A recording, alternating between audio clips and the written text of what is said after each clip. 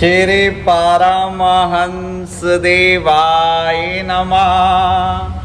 प्यारे गुरुमुखो जय सच्चिदानंद।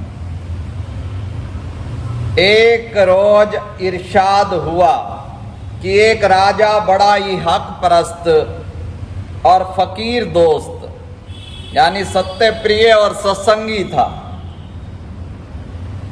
एक दफा एक फकीर से मुलाकात करने के लिए पाप्यादा अर्थात नंगे पांव जब उनकी जियारत अर्थात दर्शन करने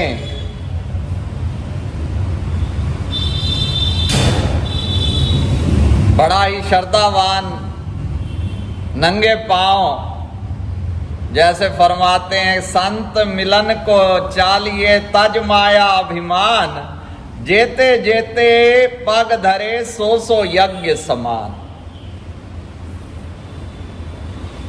परंतु उसके साथ क्या हुआ, वापसी में पांव में ठोकर लगी और अंगूठा जख्मी हो गया। बहुत समय तक इलाज करवाया परंतु कोई लाभ ना हुआ। अंत में अंगूठे को कटवाना पड़ा। रिश्तेदार दुनिया परस्त, ये था हक परस्त, वो थे दुनिया परस्त, माया में फंसे। अब उनको मौका मिल गया कि लो बड़े सत्संगी बने फिरते और पैर में चोट लगी, अंगूठा भी कटवाना पड़ गया। अब राजा विचारवान था, उसने कहा इसमें भी कोई भलाई होगी।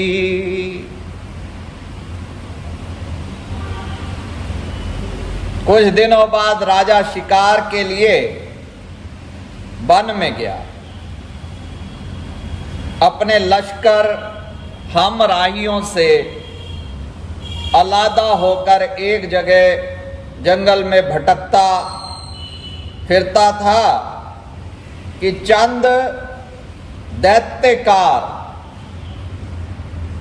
चोरों ने उसको पकड़ लिया और उसको अपने सरदार के पास ले गए।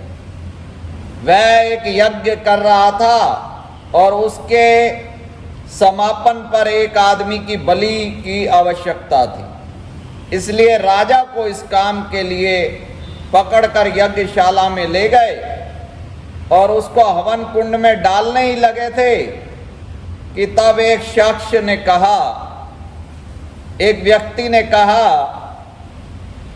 यह बलिदान के योग्य नहीं है क्योंकि इसके पैर का अंगूठा कटा हुआ है। राजा को छोड़ दिया।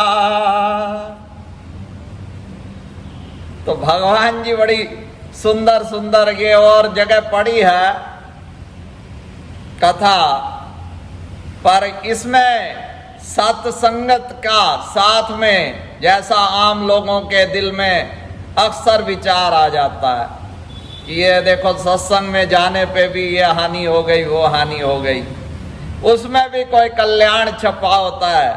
जैसे उस राजा का अंगूठा कटा तो प्राण बच गए, छोटे से नुकसान से बहुत ज्यादा लाभ हो जाता है।